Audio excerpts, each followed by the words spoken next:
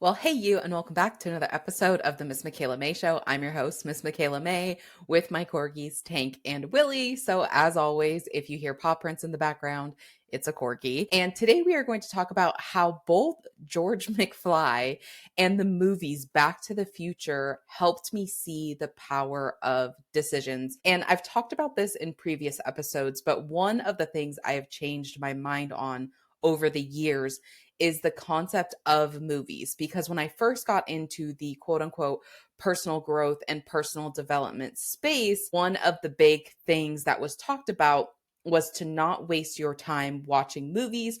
Don't fill your mind with junk garbage on the TV. And while I think that can be useful in some scenarios, if someone is binge watching Netflix and using that as an escape mechanism, then yes, that needs to be addressed. That needs to be confronted as to why the person is avoiding something in their life through escaping, through binging Netflix. That is a completely different premises than using movies and watching movies as a way for one, fun, because the whole point of this personal development self growth thing in the first place was to learn how to enjoy life and have fun again. So if movies is something you enjoy and something you find to be a fun experience, go watch movies. But the other thing, just even below that, is we actually can use movies as a personal development tool. And it has been one of the most powerful personal development tools for me because the conscious mind speaks in words, but our subconscious mind speaks in feelings and images. And what do movies do? They provoke feelings and they show us images. And so the movies that we love, the characters we love, actually can relay a very important message that our subconscious has for us or that our subconscious is trying to get us to learn. And the importance in the subconscious mind versus the conscious mind is only 10% of our conscious mind rules our everyday life. Everything else is subconscious. And the way that you can know this to be true without even looking up any kind of data point, which part of your mind keeps your heart beating? Which part of your mind keeps your lungs pumping? You don't have to think lungs breathe, lungs breathe, lungs breathe in order to get your lungs to breathe. You do not have to think heart pump, heart pump, heart pump in order to get your heart to pump. The subconscious mind just does it automatically for you. So just like the subconscious mind has a set of processes that it does to keep our organs going, it also has a set of processes that it does, a software program, if you will, that it uses to make our decisions, to control our beliefs, to determine what our feelings mean. All these processes, all these software codes are stored in the subconscious. And when it comes to our beliefs, our values, our rules that are in this software code of the subconscious mind, unless we go back and update it, the code is created from the second trimester in the womb until we are about 7 to 8 years old. So unless we go back and update that code, yes, our 7 to 8 year old self is ruling the roost. And a lot of us actually know this because we've seen this. Again, we may know it and recognize it and see it at an unconscious level. But when we think about people, when they throw a temper tantrum and when they just lose it, we're like, they're acting like a child because they are. It's because that wounded part of themselves, that software code that got created in the subconscious mind, is the one ruling the roost. And that is what is coming out when we get what we would call triggered. So unless we start to go back and update that code, that is what is ruling the roost. And using movies can be a very powerful way to start to see, one, what parts of ourselves are ruling the roost, but also what things are important to us that we've actually buried subconsciously. And we tell ourselves consciously these things don't mean anything to us, but actually they do. And this is why and how, even if you're kind of on the fence, like, okay, I do enjoy movies and like, and you've been on this personal development journey for a while and you're still kind of hesitant. Well, I was told by these 7 books to not watch movies. So, Michaela, I'm still not fully convinced that movies is the best use of my time if I really want to take this personal development and personal growth seriously. Okay, fair enough. I was the same way until I was paying to go to all these conferences, to do all these one-on-one sessions, and it was in the movies, because I don't know about you, but I am very much of I have to see it to believe it kind of a person, and it was the movies that allowed me to start to see these things. And so if you're still on the fence of whether watching a movie even once a day is good for you, I'm going to ask you to watch a movie and ponder these things. One, I want you to start to see how you relate to your favorite character and what traits this character has that your subconscious mind is trying to get you to embody again. And then I also want you to just be mindful and pay attention to what lessons does this character have to learn? And is it possible that I am also supposed to learn these same lessons on my own hero's journey? Because just like the characters in our favorite movies, we also have our own personal hero's journey that we are here to fulfill. The biggest difference is, a movie character that we love has an hour and a half to fulfill their hero's journey, where we hopefully have 70, 80, 90 years to do it. So all the steps on the hero's journey, either one can extrapolate and go a lot longer than what our favorite characters in the movie, or two, we're going to be living that same cycle over and over again. So it would be more like an even, as we're talking with Back to the Future, that there would be movie 1, movie 2, movie 3, but it's not quite as related to George McFly. He's not quite as prevalent in the other 2 movies as he is in the first one. But the third thing that I just want you to consider, and this was actually a concept that my friend Landon had told me, who Landon will be on the show at some point to do movie reviews with us. But one of the things that Landon told me was the meditative experience of specifically going to a movie theater. And one of the definitions of meditation is to focus on one thing for an extended amount of time. And so some people will use like a candle and they're focusing on a flame for an extended amount of time. And yes, with movies, there are multiple things going on, but typically, unless you're one of the people that has their phone out in the movie theater, and yes, I did do that during the Elvis movie, and I don't apologize for it because I was checking to see how much longer of torture I had before I walked out of the theater. That will save that whole story for another day. But no, I did not like the movie. I did not like the movie Elvis. And if you liked it, comment and tell me why, because I would love to hear another perspective. I'm always open to other perspectives. My biggest thing is I don't want to feel like I'm on psychedelics without actually having a psychedelic. And with my background in filmmaking, my personal belief is that the editing should always contribute to the story and not take away from the story. And that is my tangent on the Elvis movie. Back to our regularly scheduled programming is, and so when we go to the theater and we remove all distractions, when we watch a movie at home, where we can still potentially be thinking about the dishes in the background, or if someone knocks on the door, or if someone does like ring the phone, we can get pulled out of that experience, where when we're at the theater, we're focusing on the single thing, which is the movie. And I'll get into this in a different episode, but I actually, after Landon told me that concept, I really thought about that with Top Gun Maverick. And I did learn a lot about myself, and it did become a very meditative experience because, side note, I may or may not have went and seen that in the theater 8 or 9 times. Again, story for another day. And so those are the 3 main reasons that I just want you to even consider or be open to watching movies again. 1, if you enjoy them. The whole point of this journey is to have fun and to learn how to enjoy life again.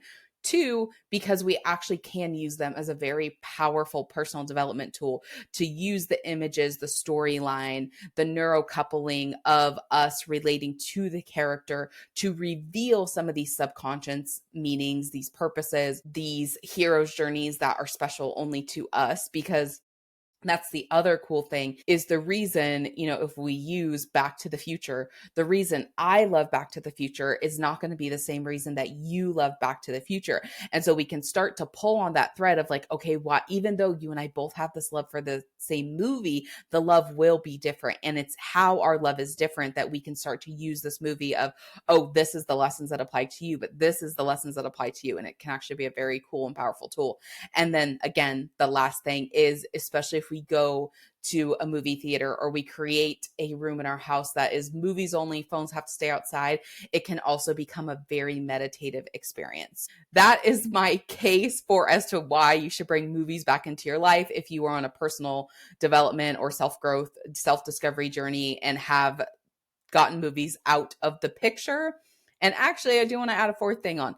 I use movies all the time. I reference it all the time because it's also a shared experience. So if you're also a speaker or like me, you have a podcast or a YouTube show, you can pull in these metaphors and they can speak universally to multiple people. So there are my 4 reasons to bring movies back into your life more frequently. I think my friend Landon would be proud that I am out here trying to sell people on watching movies since I've come a long ways. I came from the kid who almost got kicked out of film school for my lack of movie watching to trying to convince people to watch more movies. I think our mission here is done. Actually, part A of our mission is done. Now we're getting into part B of our mission is to the regularly scheduled programming of how George McFly impacted and showed me the power of decisions. Because again, that is the powerful thing about movies is we can take these concepts that we see in our mind and we can get them to play out in real life and we can see what they look like on screen.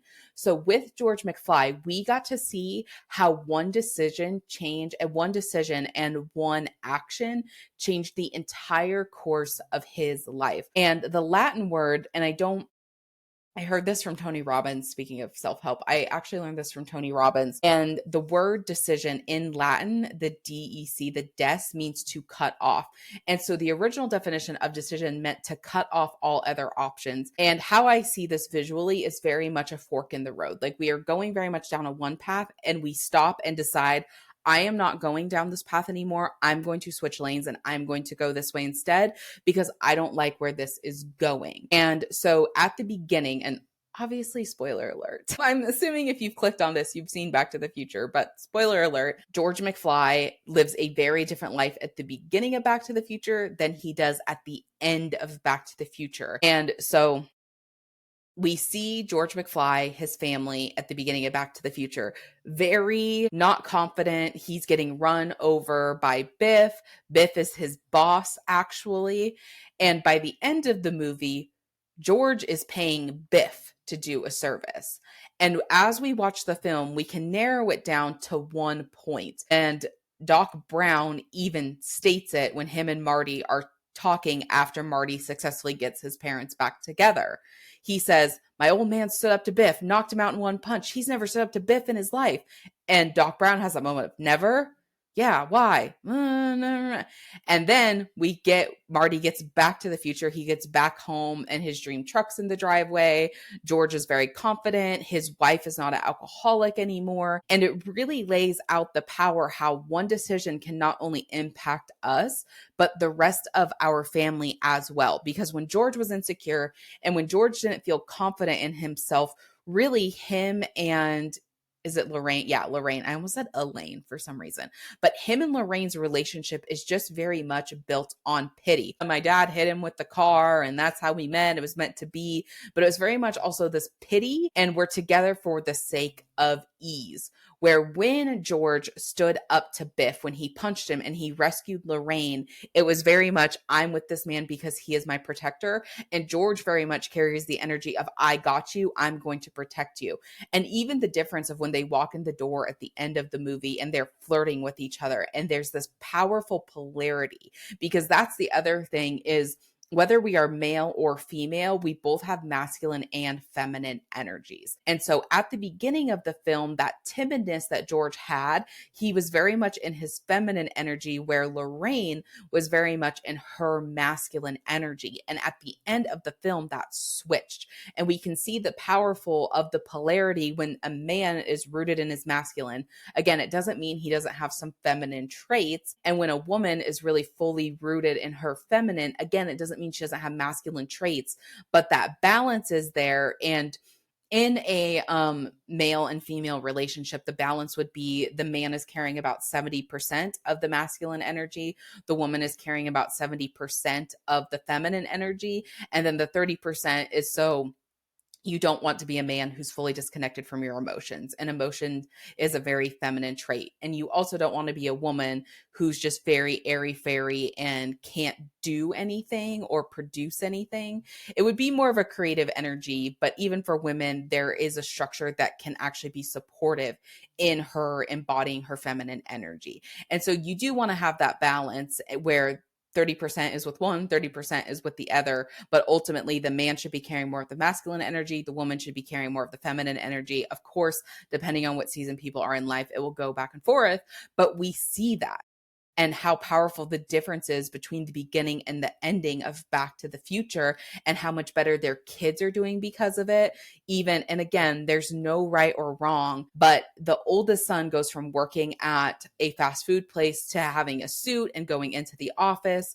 The daughter goes from being very like, and how I would look at it through more of a self-help personal development lens, like not sure of her worth, not sure if she was ever going to find someone because she didn't feel good about herself, to feeling very strong and confident, to where she's asking the brother, well, which one called, Greg or Craig? So she goes from having no boys calling her to having two boys call her. And then what's actually kind of interesting is Marty actually pretty much like, he does change, but he doesn't necessarily, and from my perspective anyway, change as a result from George's change. He changes as more of a result from him going back to the past and then coming back to the future to be with his family. So because obviously Marty's the main character. So when I look at it, it's like, well, Marty changed because of Marty's hero's journey, but all of these characters change, other characters change because of George's hero's journey. And again, that is the really cool and powerful thing about film, is we can talk about these concepts all day long, but to actually watch them play out on screen, to me, was just so powerful. And it even inspired me when I first, so the first time I watch a movie, I'm just falling in love with the characters. Like, do I like the story? Do I enjoy the characters? Like, the first time I watch a movie, that's the only thing I'm watching. I'm not, even as someone who went to film school, I'm not looking for, and I really am not that great at this. Like, I know what kind of shots I like, but I don't, like my friend Landon that I've told you about, he can go off the cameras they're using and whether it was shot and da. And no, it just right over my head. And I can kind of start to pick up on that by the second time I watch. So it's kind of the first time getting to know the characters, do I like the story? Second time, I'll start to pick up on more technical, like the editing, the cameras. And again, it's not the technicality of what camera, what angle, what lens. It's more of like, do I like that shot? Do I not like that shot? Oh, that's a really interesting shot. I would like to use that in one of my films. And then by the third or fourth watch, now I'm starting to pick up on the lessons and what am I learning and what's the overarching message of this film. And so as I got to that third or fourth watch on Back to the Future, and I'm not even going to tell you what number of watch I am on now, because one, it's probably embarrassing. Two, I actually don't know because I've watched it so many times now. I have a tendency to do that.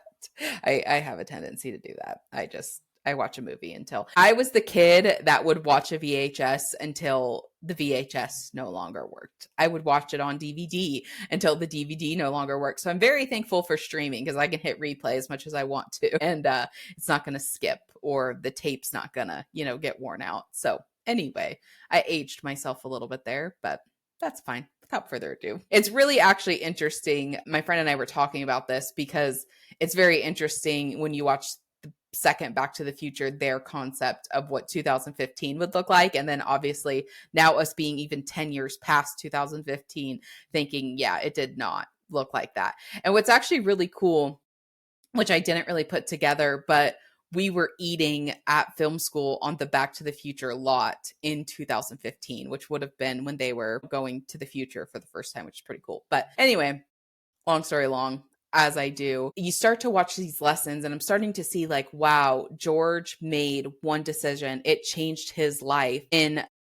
drastic ways by standing up to Biff. And because of standing up to Biff, it made him believe like, I could write this book. Like if I can stand up to Biff, could I write this book? And then he does write this book and he starts to embody the belief. Like if you put your mind to it, you can do anything.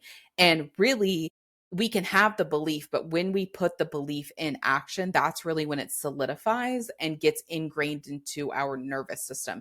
And when it's in our nervous system, that's when it's what people call embodiment. That's when it's truly embodied. So we have to do both. We have to believe the thing, but then we also have to take action on it in order to embody it. And that's what's really cool is George is like starting to think about these things in a different way because he's got Marty in his ear, right? Where in the original, he wouldn't have had Marty in his ear because I don't have to explain that, right? And so now he's kind of got Marty in his ear. He's starting to think about these things, but then he gets to a point where he has to protect this woman and he has to start to like, if I can put my mind to it, I could do anything. And then he does. And what's even really cool about how they filmed it is you can see George like thinking about this and you can kind of see him winding up. And then he just winds up, takes Biff out in one punch. And now all of a sudden he's embodied it. And then of course he's got this like pretty lady on his side. But the cool thing is, George actually hasn't fully solidified this new identity, if you will, at that moment. Because even when we go to the dance floor, he's still like, oh, what do I do? What do I do? And then he dances with her, they kiss. And then again, for the sake of the film and the sake of time, he's now embodied this new belief. That movie has just been so powerful to me because we can visually see, because that is the power of film, how one decision can truly shape and redetermine our destiny. So the question that I'm going to leave with not only you, but with myself today is, what is one decision you need to make to reshape your destiny, to get you on the path that you need to get onto, or that you even want to get onto? And the other thing, if you're still a little like, this sounds nice, but Michaela, it is a movie, so yeah, I don't blame you. Do what I did. After I started going back and seeing these concepts, I went back to my life to see like, how did one decision totally reshape my life? And it is happening. We just don't always see it until we go back and we choose to see it. And this is another movie example, but I think it's a really powerful example. In The Lion King, Scar always was the one to put his claws into Mufasa and push him off the thing. Simba's perception, he couldn't see Scar from where he was at. And so then again, it was at the end of The Lion King that when Scar reveals like, I killed Mufasa, Simba gets this like flashback and realizes it was Scar.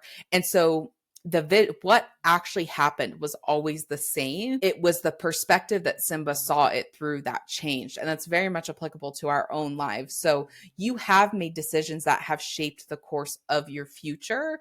You just haven't pinpointed that, like, I made that decision and that changed X, Y, and Z into my life. So even for me, I was going to go be a veterinarian. I made a very clear decision. I'm not going to be a veterinarian. I went and job shadowed a vet, decided this is not the hi-ho. What is the, oh no, it's in the Pirates, like the Pirate's Life for me. That I was gonna say, wait, I'm not on to the right tune. But it's a Pirate's Life for me. And I was like, it is not a veterinarian's life for me. I'm gonna go that away. And which is very interesting because I became a hippie. So I still help heal animals, just not in that way. But I very much made the decision, I'm going to film school. Well, because I made that decision, I met friends that I never would have met had I not gone to film school. And because I have those people in my life, like even just as we've been talking about during this podcast and this video, because I have those friends, I now watch these movies. I have now seen different things about myself that I never would have seen had I not met friends who convinced me to watch movies. I also tapped into this creative part of myself that I don't know if anything would have got out of me other than film school. When I lived in LA, I used to go to Disneyland all the time. And when you go to Disneyland on a vacation, you're very much there and you're like, I got to get this done. I got to get this done. That's how I am anyway. I got to get all these things done. And there's not really much in time to just sit and enjoy the park. Well, because I had a season pass, I would go down there sometimes just to do homework. And I got to really just like sit in and really feel the magic of like what Walt created. Like, how can I see Disneyland through Walt's eyes as somebody who would have lived there and could have just went and, got food at the Holly Jolly Cafe and just chilled and immersed yourself in the magic of something like Disneyland. And so all of those things changed who I was. And it all draws back to one decision. And that was because I decided to go to film school in LA. And so if you're not fully on the like, okay, what decision do I have to make today? Just contemplate, meditate, or journal on what decisions have I already made in my past that have totally changed the course of my future. And then really give yourself to the credit of like, I made that decision. I knew what was right for me. And when I look back at this moment today, like even as you're listening to this show, like I thought about it, I made this decision, and now I'm going to go this way because I had the power to choose and decide for myself.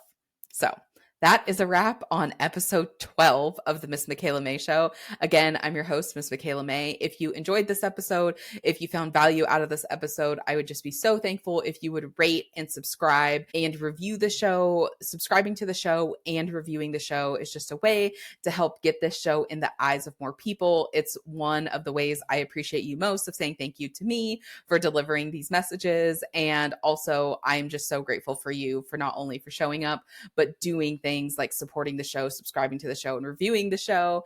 And so until next time, I'm your host, Miss Michaela Mae, and myself, Tank, and Willie will talk to you later.